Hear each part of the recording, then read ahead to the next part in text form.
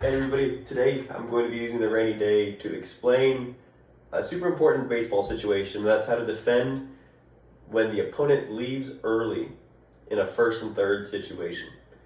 So the main points that we'll cover today are going to be the pitcher, step off, look, decide.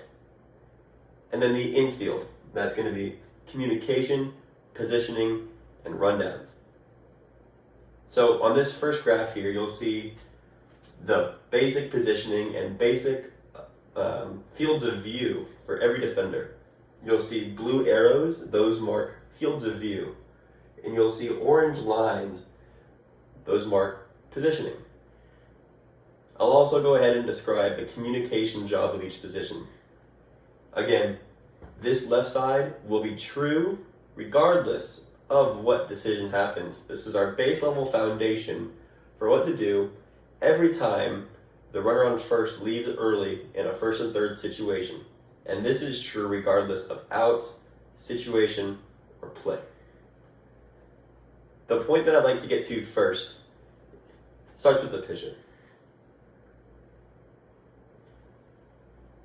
The pitcher, and this is what my team missed the most on, the pitcher should step off and look directly to third base. Regardless of what the runner on first is doing, when the pitcher steps off on a first and third situation, their field of view should look directly to third base. From there, decisions can be made. As I say, step off, look are the first two steps of the pitcher. So you should step off and look to third. Before the pitcher steps off comes necessary communication led by the first baseman, the catcher, and the dugout. First baseman, catcher,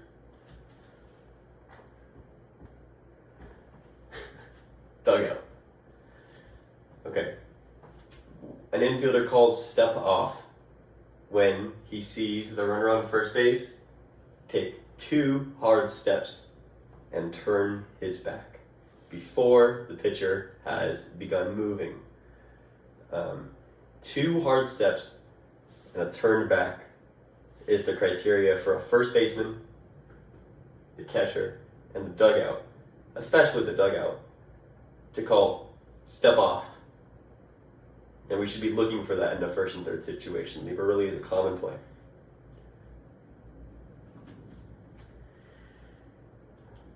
The second communication comes from the third baseman. As we see, the third baseman is looking down this line. As soon as we are in a leave early situation, the third baseman's job is going to be to call for runner. When he sees this runner begin to advance, the third baseman should yell the word runner. Not step off, not going, but runner. Loud, clear, and early. The third main point for the infield is the rundown. We'll cover those as we cover the possible decisions that a pitcher can make after stepping off and looking. We'll go over some basic infield rundown fundamentals too. Now I'll go over defensive positioning. The third baseman is going to stay home with his eyes fixed on the runners. The catcher will move out in front of the plate into his tagging position with his eyes covering the whole field. The runner on third and the runner on first. Catcher sees the whole field and it comes in very handy on this play. The first baseman will start by staying home and calling runner, but he may have some additional jobs if the runner on third base is the center of our attention in our decision 1. Runner on second base's job is going to be the second relay person, with the shortstop being the primary. Just like how on a comebacker, the shortstop gets the throw, on a first and third leave early, the shortstop should be ready to get the throw. Second baseman is the second man. The pitcher is sure to step off first.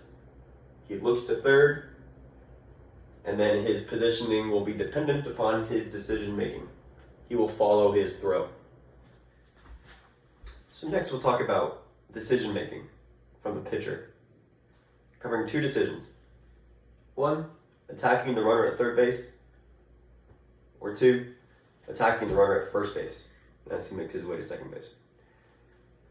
Before I really begin, I challenge people from 13U and 14U especially, and if you're in 12U or 11U and you can think with me on this one, I encourage you to start thinking about the advanced concept, and that is, as I go through this, try to visualize how a first and third play could and should dictate which one of these a pitcher chooses. All right, so that'll be the short challenge before I describe the options that they could choose. Okay, decision one, attack the runner at third base. To go for the runner at third base, the pitcher will step off, look to third, and see that the runner has taken an increased lead. Whether he is shuffling, whether he is straight up running, or whether he's just kind of out of it and you think that you can get the out there. Those would be the three things that you would see that would tell you that you could go to third base here, that are not included in the play call that we go through before going for a runner on third base. All right.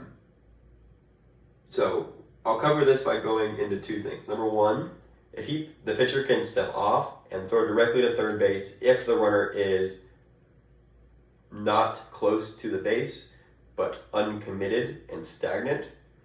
Or two, he can trap an uncommitted runner. That's going to be a runner that is shuffling down the line, a runner who is in a soft jog, making progress going forward.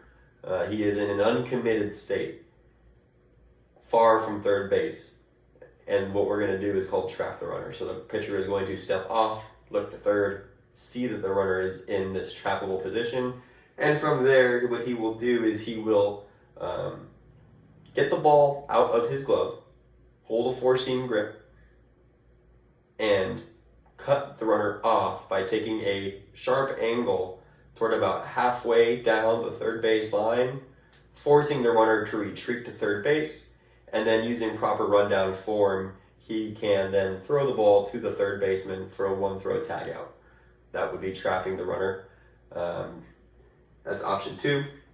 Or option one would be to throw directly to third, as if it was a step-off, pick-off play, trying to get the runner out as he dives back to third. Okay. In this play, I'll also go ahead and cover the necessary defensive communication and defensive positioning. So the foundation level stays the same. All sight lines before step off and all sight lines after step off remain the same. Here are the notable changes. Once the pitcher decides to either pick and throw to third or trap the runner and throw to third, the shortstop will join the rundown line. The second baseman will take over as the primary receiver on second base, and the first baseman will go to home plate and abandon first base on this play. Once that ball is thrown to third base, and once the pitcher has began to trap the runner on third base, we can assume that the runner on first base will advance to second base, leaving the rundown between first and second base as not worth covering. It's better to have the third base acting as a backup behind home plate. We still have second base covered by the second baseman, and we'll always have a full rundown squad between third and home. Additionally, this is something that I kind of got on some members of my team about, is every time this play happened to us, we had a outfield staying pretty still. So I'd like to take this time also to describe the outfield necessary positioning movements on a first and third step off, leave early. And this is going to be fairly true regardless of pitcher decision making. As you see, I do not have it listed here. If you're in the outfield, this would be a safe assumption. Left field is going to join third base rundown line. Center field and right field are going to join the second base rundown line. All right. This red line here, if you choose to go and study it, this one represents the pitcher's trapping movements. You can see the sharp angle from the step off, from the look, cutting off the runner, running him back to third base. And then the third baseman's decision making, or communication rather, would be to call ball. The idea is we make one throw, chase the runner back to third. We don't want to have a rundown going toward home plate. So I guess the option that I do not have listed that would be valid would be if the runner is on a full commit, full sprint home when the pitcher steps off, more likely with a lefty pitcher. But regardless, if you see that full commitment, we're going to make a strong accurate throw to the catcher. Then the pitcher will follow his throw, and the first baseman will come down home. And the catcher's job or goal should be goal number 1, to not allow the runner to advance toward home. So positive outcomes are going to be runner safe at third and runner out at third. You also see that the shortstop does first start by going to second. He should not assume that the pitcher will go after the third baseman, and he should get to his ready position and then quickly and swiftly hustle to third base once the pitcher had made the decision. He should assume the ball will go to him and then adjust going to third base when the ball does not go to him. He should trust that the second baseman will take over. Another note that I have here for the pitcher running back to third and the catcher, if he does become involved in the rundown, is that all players should remain on the inside throwing lane of this rundown situation here. And we want to make it so, I'll skip down here, we avoid the big throw, especially the big throw home. So the biggest throw that should happen on this play would be if the pitcher decides to throw it to the catcher with a fully committed runner going home. That should be the biggest throw that we have on the play. We shouldn't see 60 or 70 or 90 foot throws from the catcher staying home going to third base because we want to make sure that we know that a runner safe at third is much more of a positive outcome than runner scoring. All right, that's going to be covering decision number 1, runner at third base. We covered the step off and pick off directly to third base.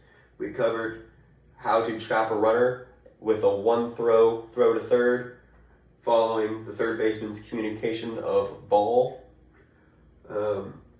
We covered the concept of an uncommitted runner. That's going to be one that is shuffling without back turned, also called a floating runner, an uncommitted runner.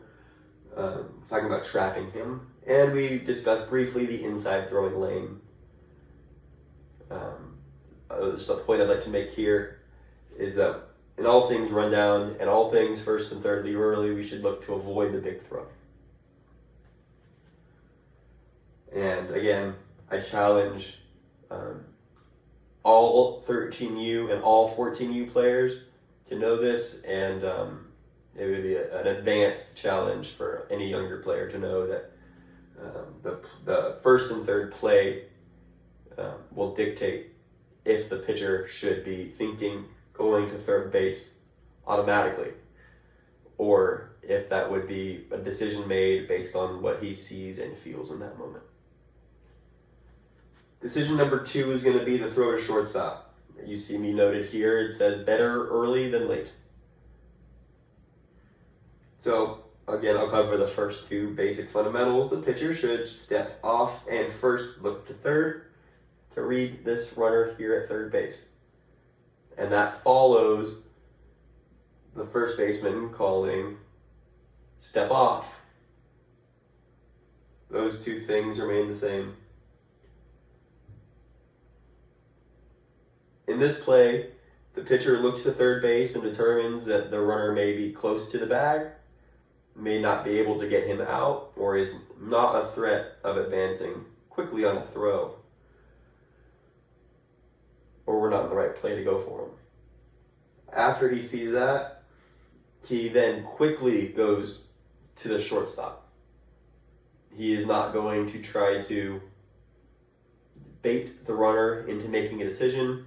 He should never fake a throw here, not yet. And he should, by all means, avoid the throw to first base, as that is going to be too long of a throw and a small upside with a big risk. Okay.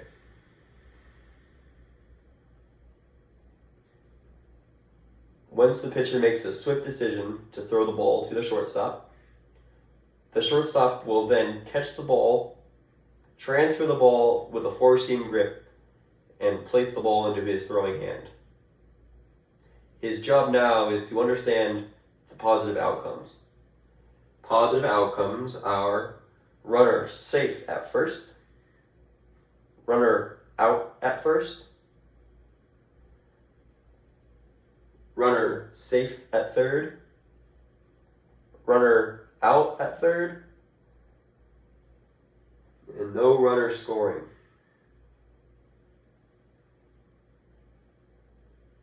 Once he receives the ball, he will, in rundown form, that means elbow up and ball up, initiate a rundown between first and second base, again on the inside lane, and his partner will be the first baseman. The first baseman's job, communicatively, is to call for ball when the shortstop runs the runner back, with another goal of one throw from shortstop to first base. The second necessary communicative job on this play, this is where the third baseman will call runner. Again, better early than late. When he sees something, he says something. When runner is called, the rundown situation here will be forced with a decision. And the decision they will be forced with is to get the out or to protect the run. Again, I challenge you to think about how the first and third play call will impact this decision. If we choose to get the out, we execute our rundown between first and second base using the word ball, holding the ball with a four-seam grip with our elbow up and using our legs to close space, and avoiding the big throw. The job is to get one out, and the run may score, unless there's two outs, and we get the out first. If we hear the word runner called, we will have two options. Number one, to throw the ball to the catcher, better early than late, and allow for the catcher to then either run the runner back to third or initiate a rundown between home and third. Again, he should try to avoid the big throw. A rundown is better than a throwdown here, because we do not want this runner scoring. The second option would be for the shortstop to trap an uncommitted runner. If the third baseman calls runner, runner sees the shortstop turn, he may break down. And if he breaks down, we can either use our legs to run, trap, and retreat to avoid the big throw, or we throw to the catcher. If the runner is uncommitted, the shortstop or the first baseman, if he has the ball, should never throw to third base. That would be the big throw to avoid, and that would encourage a rundown coming home. So if you'd like to interact with this video, feel free to send 2 responses. Response 1 would be to detail how the first and third play call impacts decision 1 and decision 2. The second way that you can interact with this video would be to make a baseball type chart which would define a mistake. What would be an incorrect decision made? If the pitcher chooses to throw and attack the runner on first, what would be an incorrect decision made? And what would be an incorrect decision made if the pitcher decides to attack the runner on third?